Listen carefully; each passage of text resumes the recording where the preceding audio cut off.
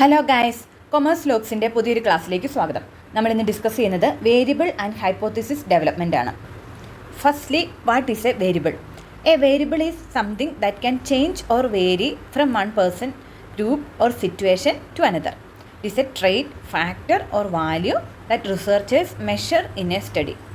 Variable simply something that varies ആണ്. ഒരു മാറ്റം വരുന്ന ഒരു എലമെൻ്റാണ് വേരിയബിൾ. ഇത് ഒന്നെങ്കിൽ ഒരു ക്വാളിറ്റി ആവാം, അല്ലെങ്കിൽ എന്തെങ്കിലുമൊക്കെ നമ്പേഴ്സ് ആവാം, എന്തുമാവാം. Okay, variable help researchers understand relationships and patterns by comparing how changes in one factor affect another. നമ്മൾ റിസർച്ച് അല്ലെങ്കിൽ പ്രൊജക്റ്റ് ചെയ്യുമ്പോൾ വേരിയബിൾ ഉപയോഗിച്ചിട്ടാണ് ഇന്നതും തമ്മിൽ ബന്ധമുണ്ടോ, അല്ലെങ്കിൽ ഇന്നത് മാറുന്നതനുസരിച്ച് എക്സ് മാറുന്നതനുസരിച്ച് വൈ എത്രത്തോളം മാറുന്നു എന്നൊക്കെ നമുക്ക് മനസ്സിലാക്കാനായിട്ട് പറ്റുന്നത് വേരിയബിൾ ഉള്ളത് കൊണ്ടാണ്. ഓക്കെ, അല്ലെങ്കിൽ എന്തുകൊണ്ട് ഇങ്ങനെ ഒരു മാറ്റം സംഭവിക്കുന്നു എല്ലാം എക്സ്പ്ലെയിൻ ചെയ്യുന്ന വേരിയബിൾ ത്രൂ ആണ്. ഓക്കെ, അപ്പോൾ ഒരു റിസർച്ചിൻ്റെ ഒരു മെയിൻ എലമെൻ്റാണ് വേരിയബിൾ എന്ന് പറയുന്നത്. വേരിയബിളിന് എക്സാമ്പിളാണ് ഏജ്, ജെൻഡർ, ഹൈറ്റ്, സ്ട്രെസ്. ഇതെല്ലാം നമുക്കൊരു എക്സാമ്പിൾ വെച്ച് വേരിയബിൾ പഠിക്കാം. നമുക്കൊരു റിസർച്ച് പ്രോബ്ലം നമ്മൾ ഫോർമുലേറ്റ് ചെയ്ത് after a lot of literature review നടത്തി നമ്മളൊരു റിസർച്ച് പ്രോബ്ലം ഡെവലപ്പ് ചെയ്യുവാണ്. Despite appointing effective personal tutors, many +2 students still score lower than expected in exams at Saab Public School. Previous studies are absent among students in the +2 level. We are conducting a study on the factors that influence exam scores of +2 students.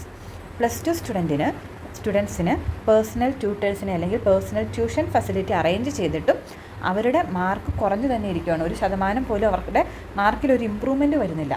അപ്പം exam result personal ട്യൂട്ടറിനെ ആശ്രയിച്ച് മാത്രമല്ല ഇരിക്കുന്നത് എന്ന് നമുക്ക് mere ഒബ്സർവേഷനിലൂടെ മനസ്സിലായി. ഇനി previous ലിറ്ററേച്ചേഴ്സൊക്കെ കണ്ടു കഴിഞ്ഞപ്പം വേറെ പല ഫാക്ടേഴ്സും കണ്ടു. പക്ഷേ +2 സ്റ്റുഡൻസിന് ഏത് ഒരു ഫാക്ടറാണ് അവരെ ഏറ്റവും സഹായിക്കുന്നതെന്ന് നമുക്ക് മനസ്സിലായില്ല.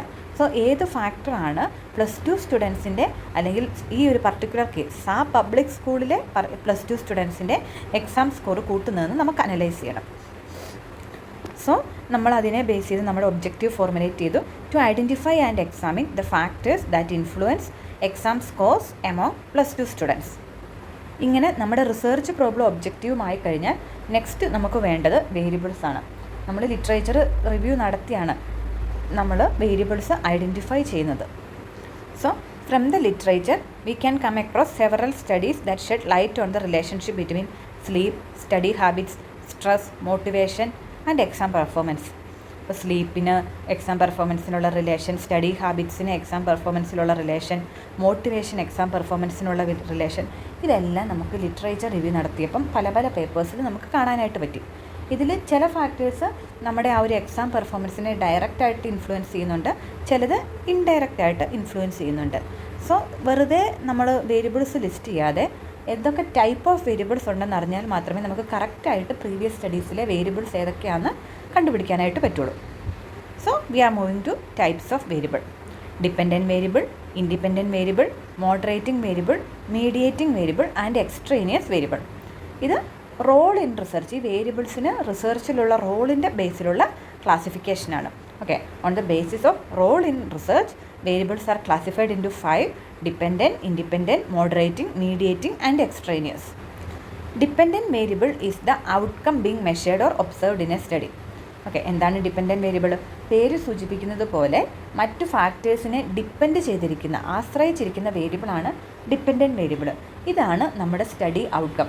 നമ്മൾ എന്തിനെക്കുറിച്ചാണോ പഠിക്കുന്നത് അതായിരിക്കും നമ്മുടെ ഡിപ്പെൻഡൻറ്റ് വേരിയബിൾ. ഫോർ എക്സാമ്പിൾ, ഇവിടെ നമ്മൾ എക്സാം റിസൾട്ടിനെ കുറിച്ചാണ് പഠിക്കുന്നത്. എക്സാം റിസൾട്ടാണ് നമ്മുടെ ഡിപ്പെൻഡൻറ്റ് വേരിയബിൾ. എന്തൊക്കെയാണ് എക്സാം റിസൾട്ടിനെ ഡിപ്പെൻഡ് ചെയ്യുന്നതെന്നുള്ളത് കണ്ടുപിടിക്കുകയാണ് നമ്മുടെ ലക്ഷ്യം. ഡിപ്പെൻഡൻറ്റ് വേരിയബിളിനെ ഡയറക്റ്റായിട്ട് ഇൻഫ്ലുവൻസ് ചെയ്യുന്ന അത്തരം ഫാക്ടേഴ്സാണ് ഇൻഡിപെൻഡൻറ്റ് വേരിയബിൾ. ഓക്കെ, ക്ലിയർ ആയെന്ന് വിശ്വസിക്കുന്നു. ഡിപ്പെൻഡൻറ്റ് വേരിയബിൾ ഒരു സ്റ്റഡിയിൽ ഡിപ്പെൻഡായിട്ട് മറ്റു ഫാക്ടേഴ്സിനെ ഡിപ്പെൻഡ് ചെയ്ത് നിൽക്കുന്നതാണ്. ഇതാണ് നമ്മുടെ ഔട്ട്കം വേരിയബിൾ. ഇപ്പോൾ exam factors influencing exam result ആണെങ്കിൽ എക്സാം റിസൾട്ടാണ് ഡിപ്പെൻഡ് ചെയ്തിരിക്കുന്നത് ആ ഫാക്ടേഴ്സിനെ. സോ എക്സാം റിസൾട്ടാണ് നമ്മുടെ ഡിപ്പെൻഡൻറ്റ് വേരിയബിൾ. അല്ലെങ്കിൽ factors influencing the growth of plant ആണെങ്കിൽ ആ ഒരു ചെടിയുടെ വളർച്ചയെ സഹായിക്കുന്ന ഫാക്ടേഴ്സ് ഇൻഡിപെൻഡൻറ്റും ആ ചെടിയുടെ വളർച്ച എന്ന് പറയുന്നത് ഡിപ്പെൻഡൻറ്റുമാണ്. അല്ലെങ്കിൽ factors influencing the stress among employees, അങ്ങനെ നമ്മളൊരു സ്റ്റഡി നടത്തുവാണെങ്കിൽ ആ സ്ട്രെസ്സാണ് നമ്മുടെ ഡിപ്പെൻഡൻറ്റ് വേരിയബിൾ.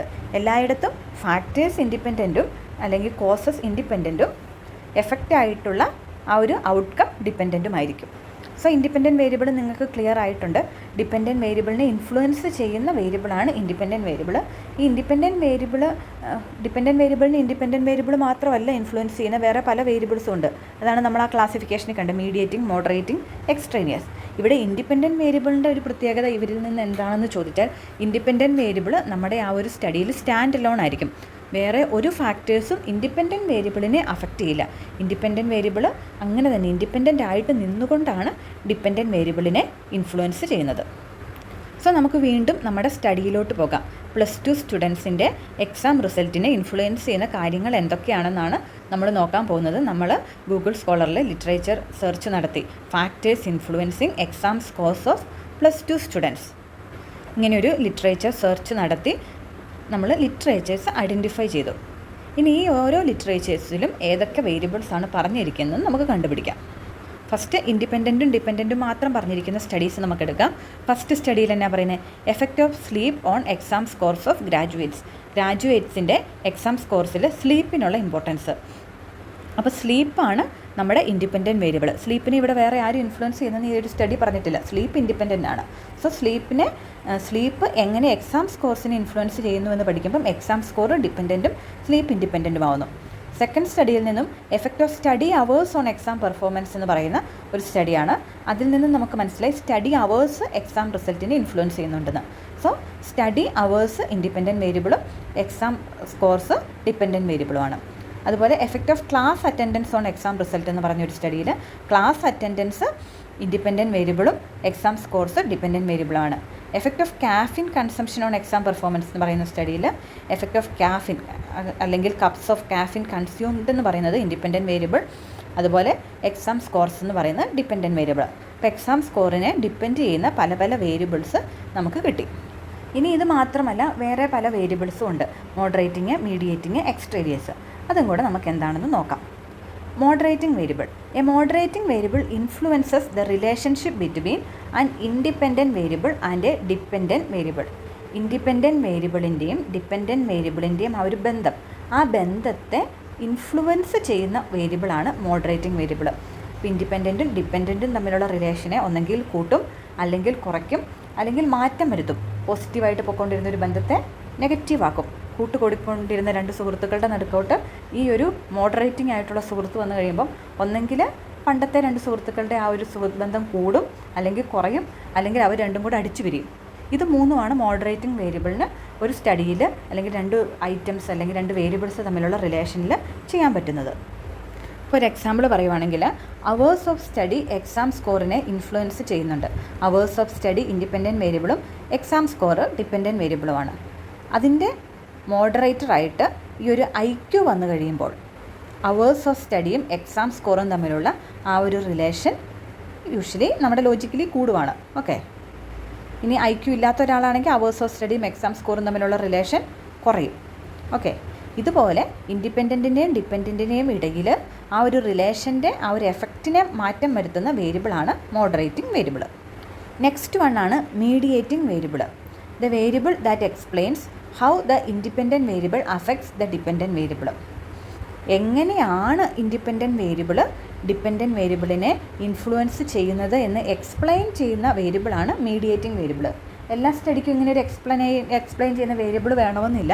ചില സ്റ്റഡിയിൽ നമുക്ക് ഡയറക്റ്റായിട്ട് പറയാൻ പറ്റത്തില്ല ഇൻഡിപെൻഡൻറ്റ് വേരിയബിളും ഡിപ്പെൻഡൻറ്റ് വേരിയബിളും തമ്മിൽ ബന്ധമുണ്ടെന്ന്.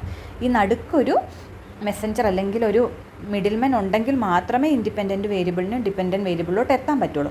അത്തരം സാഹചര്യങ്ങളിൽ നമ്മൾ യൂസ് ചെയ്യുന്ന വേരിയബിളാണ് മീഡിയേറ്റിംഗ് വേരിയബിൾ. ഇവിടെ നമുക്ക് ഒരു എക്സാമ്പിൾ നോക്കാം. അവേഴ്സ് ഓഫ് സ്റ്റഡി, ഒരുപാട് മണിക്കൂർ പഠിച്ച എക്സാമിൽ നമുക്ക് നല്ല റിസൾട്ട് കിട്ടും. പക്ഷെ ഒരുപാട് മണിക്കൂർ പഠിച്ച എല്ലാവർക്കും എക്സാമിൽ റിസൾട്ട് കിട്ടുന്നുണ്ടോ? ഇല്ല. ഒരുപാട് മണിക്കൂർ പഠിക്കുക എന്നല്ല, ഒരുപാട് മണിക്കൂർ കോൺസെൻട്രേഷൻ വഴി പഠിക്കുക എന്നുള്ളതാണ് എക്സാം സ്കോറിലോട്ട് എത്താൻ ഭാഗ്യം. അല്ലാതെ ചുമ്മാ പുസ്തകം തുറന്നു വെച്ചാൽ ആർക്കും നല്ല രീതിയിലുള്ള മാർക്ക് കിട്ടത്തില്ല. സോ അവേഴ്സ് ഓഫ് സ്റ്റഡി കോൺസെൻട്രേഷനിൽ കൂടെയാണ് എക്സാം സ്കോറിനെ ഇമ്പാക്റ്റ് ചെയ്യുന്നത്. ഓക്കെ, ആ ഒരു പാത്ത് പറയുന്ന വേരിയബിളാണ് അല്ലെങ്കിൽ അവേഴ്സ് ഓഫ് സ്റ്റഡിയും എക്സാം സ്കോറും തമ്മിൽ കണക്ട് ചെയ്യുന്ന വേരിയബിളാണ് മീഡിയേറ്റിംഗ് വേരിയബിൾ. അപ്പോൾ നിങ്ങൾക്ക് മീഡിയേറ്റിങ്ങും മോഡറേറ്റിങ്ങും ക്ലിയർ ആയെന്ന് വിശ്വസിക്കുന്നു. ഡിപ്പെൻഡൻറ്റ് വേരിയബിളിൻ്റെയും ഇൻഡിപെൻഡൻറ്റ് വേരിയബിളിൻ്റെയും ആ ഒരു റിലേഷനെ ഇൻഫ്ലുവൻസ് ചെയ്യുന്ന വേരിയബിൾസ് ആണ് മോഡറേറ്റിങ്ങും മീഡിയേറ്റിങ്ങും. മോഡറേറ്റിംഗ് എന്ത് ചെയ്യുന്നു? ആ ഒരു റിലേഷനിൽ എന്തെങ്കിലുമൊക്കെ ചേഞ്ചസ് കൊണ്ടുവരുന്നു. മീഡിയേറ്റിങ്ങോ ആ റിലേഷനെ എക്സ്പ്ലെയിൻ ചെയ്യുന്നു. ഇനി ഒരു വേരിയബിളും കൂടിയുണ്ട്, extraneous variable. An extraneous variable is any variable not being investigated that has the potential to affect the outcome of a research study. In other words, it is any factor not considered an independent variable that can affect the dependent variable or controlled conditions. Okay, നമ്മൾ നമ്മുടെ സ്റ്റഡിയിൽ കൊണ്ടുവരാത്ത എന്നാൽ സ്റ്റഡീനെ influence ചെയ്യുന്ന ഫാക്ടേഴ്സാണ് extraneous variable. ഇപ്പോൾ നമ്മുടെ exam സ്കോറിനെ ഏതൊക്കെ factors influence ചെയ്യുന്നു എന്ന് പഠിക്കുമ്പോൾ നമ്മൾ കൂടുതൽ ലിറ്ററേച്ചേഴ്സിൽ കണ്ട കുറേ വേരിയബിൾസിനെ നമ്മൾ ലിസ്റ്റ് ചെയ്യുവാണ്. അതിൻ്റെ പരിധിയിൽ വരാത്ത വേറെയും വേരിയബിൾസ് ഉണ്ടാകും. അതെല്ലാം എക്സ്ട്രേനിയസ് വേരിയബിളാണ്. അല്ലെങ്കിൽ വേറൊരു എക്സാമ്പിൾ പറയുവാണെങ്കിൽ, നമ്മളൊരു ചെടി നട്ട് അതിൻ്റെ വളർച്ച നോക്കുകയാണെന്ന് വെച്ചോ. അപ്പോൾ ചെടിയുടെ വളർച്ചേനെ ഇൻഫ്ലുവൻസ് ചെയ്യുന്ന ഫാക്ടേഴ്സ് പലതും ഉണ്ട്. സൺലൈറ്റ് ഉണ്ട്, വാട്ടർ ഉണ്ട്, ആ മണ്ണിൻ്റെ ഫെർട്ടിലൈസർ ഉണ്ട്, ആ ഒരു കപ്പാസിറ്റി ഉണ്ട്, അല്ലെങ്കിൽ നമ്മൾ ആഡ് ചെയ്യുന്ന ഫെർട്ടിലൈസർ ഉണ്ട്, പിന്നെ ആ ഒരു പ്ലാന്റിൻ്റെ ആ ഒരു ക്വാളിറ്റി ഉണ്ട്. അപ്പോൾ ഇതെല്ലാം അസസ് ചെയ്യുമ്പോഴും ഇവിടെ അസസ് ചെയ്യപ്പെടാതെ പോയാൽ അതിനെ ഇൻഫ്ലുവൻസ് ചെയ്യുന്ന ഏതെങ്കിലുമൊക്കെ ഫാക്ടേഴ്സ് ഉണ്ടാവും. അതെല്ലാമാണ് എക്സ്ട്രേനിയസ് വേരിയബിൾ. ഓക്കെ, അപ്പോൾ നമുക്ക് ഡിഫറെൻറ്റ് ടൈപ്സ് ഓഫ് വേരിയബിൾസ് എന്നാന്ന് മനസ്സിലായി. ഇനി നമുക്ക് ഒരു വലിയ സ്റ്റഡി കാണാം. ഓസ്റ്റിൻ ഇയുടെ ഒരു സ്റ്റഡിയാണ്. എന്താണ്? Why study time does not predict grade point average across college students. Study time മാത്രം എന്തുകൊണ്ടാണ് ഗ്രേഡ് പോയിൻറ്റിനെ പ്രെഡിക്റ്റ് ചെയ്യാത്തതെന്നുള്ള ഒരു സ്റ്റഡിയാണ്. ആ സ്റ്റഡിക്കകത്ത് ഇൻഡിപെൻഡൻറ്റ് വേരിയബിൾ എന്ന് പറയുന്നത് സ്റ്റഡി അവേഴ്സാണ്. ഇൻഡയറക്റ്റ് വേരിയബിൾ എന്ന് പറയുന്നത് കോൺസെൻട്രേഷൻ ലെവലും ഐക്യുമാണ്. ഈ സ്റ്റഡി പറഞ്ഞിരിക്കുന്നത് എന്താണെന്ന് വെച്ചാൽ, സ്റ്റഡി അവേഴ്സ് മാത്രമായിട്ട് ഒരിക്കലും ഒരു ഗ്രേഡ് പോയിൻറ്റിനെ ഇൻഫ്ലുവൻസ് ചെയ്യില്ല. കോൺസെൻട്രേഷൻ ലെവലും ഐക്യു ലെവലും ഒക്കെ ഉണ്ടെങ്കിൽ മാത്രമേ ഇൻഫ്ലുവൻസ് ചെയ്യുന്നുള്ളൂ എന്നാണ്. ഓക്കെ, അപ്പം ഇങ്ങനെ ഒരു സ്റ്റഡി കണ്ടാൽ തന്നെ നമുക്ക് ഐഡൻറ്റിഫൈ ചെയ്യാൻ പറ്റണം ഏതാണ് സ്റ്റഡിയിലെ ഇൻഡിപെൻഡൻറ്റ് വേരിയബിൾ. സ്റ്റഡി അവേഴ്സ് കോൺസെൻട്രേഷനിൽ കൂടെയാണ് എക്സാം റിസൾട്ടിലോട്ട് എത്തുന്നത്. ആ ഒരു റിലേഷനെ ഐക്യു ലെവൽ ഇൻഫ്ലുവൻസ് ചെയ്യുന്നുണ്ട്. അങ്ങനെ വരുമ്പോൾ സ്റ്റഡി അവേഴ്സ് ഇൻഡിപെൻഡൻറ്റ് വേരിയബിൾ, ആ പോകുന്ന വഴി കോൺസെൻട്രേഷൻ ലെവൽ മീഡിയേറ്റിംഗ് വേരിയബിൾ, പിന്നെ എത്തിച്ചേരുന്ന ആ ഒരു ഡിപ്പെൻഡൻറ്റ് വേരിയബിൾ എക്സാം റിസൾട്ട്, ഇതിൻ്റെ ആ ഒരു ബന്ധത്തെ അഫക്റ്റ് ചെയ്യുന്ന ഐക്യു മോഡറേറ്റിംഗ് വേരിയബിൾ. ഇങ്ങനെ ഓരോ സ്റ്റഡിയിലും നമ്മൾ independent, dependent, mediating and moderating variables identify ചെയ്യണം. അങ്ങനെ ഐഡൻറ്റിഫൈ ചെയ്ത് കഴിഞ്ഞാൽ then we are moving to hypothesis development. എന്താണ് ഒരു hypothesis? A hypothesis is a tentative statement about the relationship between two or more variables. നമ്മൾ ഐഡൻറ്റിഫൈ ചെയ്ത ആ ഒരു വേരിയബിൾസ് തമ്മിലുള്ള റിലേഷൻ പറയുന്ന ഒരു അസംഷനാണ് ഹൈപ്പോത്തിസിസ്. ഇത് കറക്റ്റാണോ റോങ് ആണോ എന്നുള്ളതാണ് നമ്മുടെ സ്റ്റഡി നോക്കാൻ പോകുന്നത്. അപ്പോൾ സ്റ്റഡി ചെയ്യുന്നതിന് മുൻപ് തന്നെ, നമ്മൾ പഠിക്കുന്നതിന് മുമ്പ് തന്നെ പണ്ടത്തെ ലിറ്ററേച്ചേഴ്സിലൊക്കെ പറഞ്ഞിട്ടുണ്ട് സ്റ്റഡി അവേഴ്സ് എക്സാം റിസൾട്ടിനെ ഇൻഫ്ലുവൻസ് ചെയ്യുന്നുവെന്ന്. അപ്പോൾ അവരങ്ങനെ പറഞ്ഞിട്ടുണ്ടെങ്കിൽ ഇൻഫ്ലുവൻസ് ചെയ്യുന്നുവെന്ന് നമ്മൾ ഹൈപ്പോത്തിസിസ് എഴുതി അസ്യൂം ചെയ്യുവാണ്. എന്നിട്ട് നമ്മുടെ സാമ്പിളിൽ അങ്ങനെ നടക്കുന്നുണ്ടോ ഇല്ലയോ എന്ന് ടെസ്റ്റ് ചെയ്യുവാണ്. ഓക്കെ, അപ്പം പണ്ടത്തെ ലിറ്ററേച്ചേഴ്സിനെ ബേസ് ചെയ്ത് നമ്മുടെ സ്റ്റഡിയിലെ ഔട്ട്പുട്ടിനെ നമ്മൾ ആദ്യമേ അസ്യൂം ചെയ്യുന്നതാണ് ഹൈപ്പോത്തിസിസ് എന്ന് പറയുന്നത്. It is A specific testable prediction about the relationship between two or more variable. രണ്ടോ അതിലധികമോ വേരിയബിൾസ് തമ്മിലുള്ള ഒരു ടെസ്റ്റ് ചെയ്യാൻ പറ്റുന്ന ഒരു പ്രഡിക്ഷനാണ് ഹൈപ്പോത്തിസിസ്. ഹൈപ്പോത്തിസിസ് മെയിനായിട്ടും രണ്ട് ടൈപ്പ് ഉണ്ട്, നൾ ഹൈപ്പോത്തിസിസും ഓൾട്ടർനേറ്റ് ഹൈപ്പോത്തിസിസും. ഓൾട്ടർനേറ്റ് ഹൈപ്പോത്തിസിസിന് വീണ്ടും ഡയറക്ഷണൽ ആൻഡ് നോൺ ഡയറക്ഷണൽ എന്ന് പറയുന്ന ക്ലാസിഫിക്കേഷനുണ്ട്. Null hypothesis, it is a statement about a population parameter. Population പാരാമീറ്ററിനെ പറ്റിയുള്ള ഒരു സ്റ്റേറ്റ്മെൻറ്റാണ് നൾ ഹൈപ്പോത്തിസിസ്. നൾ ഹൈപ്പോത്തിസിസ് പറയുന്നത് വേരിയബിൾസ് തമ്മിൽ റിലേഷനേ ഇല്ല, ഓരോ വേരിയബിൾസും ഇൻഡിപെൻഡൻ്റ് ആയിട്ട് നിൽക്കുന്നു എന്നാണ് നൾ ഹൈപ്പോത്തിസിസ് പറയുന്നത്.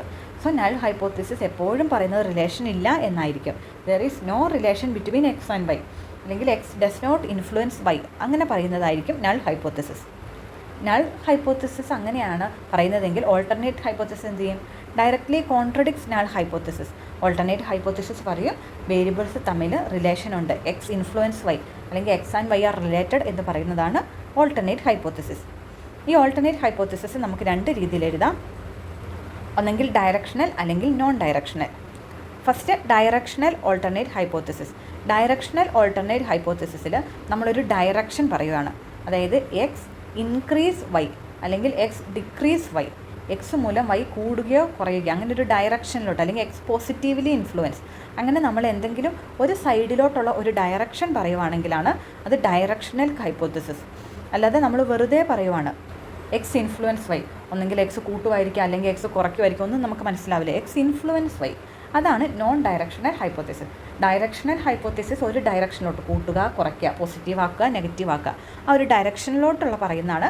നോൺ ഡയറക്ഷണൽ എന്ന് പറയുമ്പോൾ ജസ്റ്റ് റിലേഷൻ ഉണ്ട്, അത് എന്തുമാവാം, പോസിറ്റീവ് ആവാം, നെഗറ്റീവ് ആവാം, എന്തുമാകാം, ആ ഒരു രീതിയിൽ നമ്മൾ പറയുന്നതാണ് നോൺ ഡയറക്ഷണൽ ഹൈപ്പോത്തിസിസ്. സോ ഈ കാണുന്ന പ്രീവിയസ് സ്റ്റഡീസിൽ നിന്നും നമുക്ക് ഹൈപ്പോത്തിസിസ് ഫ്രെയിം ചെയ്ത് നോക്കാം. സ്മിത്ത് 2018 പറയുന്നുണ്ട്, students who studied more hours scored high mark in exams. അപ്പം കൂടുതൽ മണിക്കൂർ പഠിച്ചവർക്ക് കൂടുതൽ മാർക്ക് കിട്ടുന്നുണ്ടെന്ന് സ്മിത്ത് 2018 പറയുന്നുണ്ട്. ഇതിൽ നിന്ന് 2 വേരിയബിളുള്ളൂ. വേരിയബിൾസ് നമ്മൾ ഐഡൻറ്റിഫൈ ചെയ്തു. എന്താണ്? Study hours independent variable, exam result dependent variable. ഈ വേരിയബിൾസ് ഐഡൻറ്റിഫൈ ചെയ്ത് കഴിഞ്ഞാൽ ഇതിൻ്റെ റിലേഷൻ എന്താണ് സ്മിത്ത് 2018 പറയുന്നത്? സ്റ്റഡി അവേഴ്സ് എക്സാം റിസൾട്ടിനെ പോസിറ്റീവായിട്ട് ഇൻഫ്ലുവൻസ് ചെയ്തെന്ന്. സോ നമുക്ക് ഹൈപ്പോത്തിസിസ് ഫോർമുലേറ്റ് ചെയ്യാം. നൾ ഹൈപ്പോത്തിസിസ് എങ്ങനെ വരും? ഡയറക്ഷണൽ ആണെങ്കിൽ എന്ത് പറയും? More hours studied lead to higher exam mark. Non directional ആണ് hours studied affect exam mark. ഇനി നൾ ഹൈപ്പോത്തിസിസ് ആണെങ്കിലോ there is no relationship between hours studied and exam result. ഇങ്ങനെ ഓരോ സ്റ്റഡിയും കണ്ടിട്ട് നമ്മൾ ഹൈപ്പോത്തിസിസ് ഫോർമുലേറ്റ് ചെയ്യണം. നെക്സ്റ്റ് ഒരു സ്റ്റഡിയാണ് ലീ ആൻഡ് കിമ്മിൻ്റെ concentration was a key factor. Students who studied same hours but had better focus scored higher. അപ്പോൾ കോൺസെൻട്രേഷനിൽ കൂടെയാണ് കുട്ടികൾക്ക് മാർക്ക് കൂടുതൽ കിട്ടുന്നതെന്നാണ് ലീ ആൻഡ് കിം പറയുന്നത്. സോ ആ ഒരു കേസിൽ നമ്മൾ ഹൈപ്പോത്തിസിസ് എങ്ങനെ ഡെവലപ്പ് ചെയ്യും? ഒന്നെങ്കിൽ increased study hours lead to higher academic performance through improved concentration. അതുമല്ലെങ്കിൽ concentration have a significant effect on the relationship between study hours and exam result. So ഇങ്ങനെ ഓരോ സ്റ്റഡിയിലും പറഞ്ഞിരിക്കുന്നതിനെ ബേസ് ചെയ്തിട്ട് വേണം നമ്മുടെ ഹൈപ്പോത്തിസിസ് നമ്മൾ ഫോർമുലേറ്റ് ചെയ്യാൻ. സോ ഇത്രയാണ് വേരിയബിൾ ആൻഡ് ഹൈപ്പോത്തിസിസ് ഡെവലപ്മെൻറ്റിൽ ഇന്നത്തെ എൻ്റെ ക്ലാസ്. ഇത് ശരിക്കും പ്രാക്ടിക്കൽ രീതിയിൽ എങ്ങനെ ഒരു വേരിയബിൾ ഐഡൻറ്റിഫൈ ചെയ്യാം, ആ വേരിയബിളിൽ നിന്നും എങ്ങനെ ഒരു ഹൈപ്പോത്തിസിസ് ഡെവലപ്പ് ചെയ്യാമെന്നാണ്. നിങ്ങൾക്ക് വേരിയബിൾ ആൻഡ് ഹൈപ്പോത്തിസിസ് ഡെവലപ്മെൻറ്റിൻ്റെ തിയറി പോർഷൻസ് ആവശ്യമാണെങ്കിൽ ജസ്റ്റ് കമൻറ്റ് ചെയ്യുക. നമുക്ക് തിയറിറ്റിക്കൽ ബേസിസിലും ക്ലാസ് എടുക്കാവുന്നതാണ്. ഇത് ജസ്റ്റ് പ്രാക്ടിക്കൽ ആപ്ലിക്കേഷനാണ്. നിങ്ങളുടെ പ്രൊജക്റ്റിനോ അല്ലെങ്കിൽ നിങ്ങൾ റിസർച്ച് ചെയ്യുമ്പോഴോ ഒക്കെ നിങ്ങൾക്ക് എങ്ങനെ വേരിയബിൾ ഐഡൻറ്റിഫൈ ചെയ്ത് ആ വേരിയബിളിൽ നിന്നും എങ്ങനെ ഹൈപ്പോത്തിസിസ് ഫോർമുലേറ്റ് ചെയ്യാമെന്നാണ് ഈ ഒരു ക്ലാസ്സിൽ ഡിസ്കസ് ചെയ്തത്. എല്ലാവർക്കും ക്ലിയർ ആയെന്ന് വിശ്വസിക്കുന്നു. Thanks for watching.